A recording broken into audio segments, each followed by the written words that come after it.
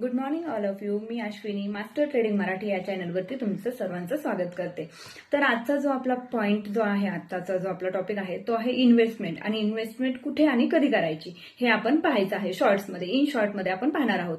तर आपण इन्व्हेस्टमेंट म्हणजे काय असतं, की इन्व्हेस्टमेंट म्हणजे आपण कशासाठी करतो, की आपल्याला आपण जे पैसे कमावलेले आहेत त्याच्यावरती आपल्याला जास्तीत जास्त रिटर्न्स कसे मिळतील हा आपण विचार करत असतो. मग जर हा जो पैसा तुम्ही कमवता तो जर तुम्ही बँकमध्ये ठेवला, एफडी मध्ये ठेवला, तर त्याच्यामध्ये तुम्हाला 6% to 8% पर्यंत रिटर्न्स मिळतात एफडी मध्ये.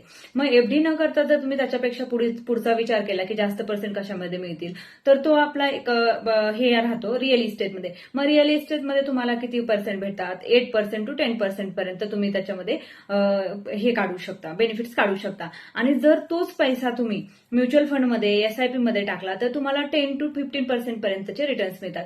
पण मग एवढे सगळे पर्याय शोधण्यापेक्षा जर स्टॉक मार्केट तुम्ही शिकलात, कारण की हा सगळा पैसा जो आहे, एफडीचा पैसा आहे, म्युच्युअल फंडचा पैसा, हा जातो कुठे? तर हा सगळा जो पैसा आहे तो सगळा पैसा स्टॉक मार्केटमध्ये येतो. म्हणून आपल्याला स्टॉक मार्केट शिकायचं आहे. मग हा स्टॉक मार्केटमध्ये येणारा पैसा नेमकं स्टॉक मार्केटमध्ये आपण इन्व्हेस्टमेंट करताना कशी करायची, तेव्हा काय बघायचं? तर आपण इतरांकडून ऐकलेलं असतं की हा स्टॉक कंटिन्यू वरती चाललेला आहे, त्याच्यामध्ये चांगला बुलिश रन सुरू झालेला आहे, मग या स्टॉकमध्ये इन्व्हेस्टमेंट करा.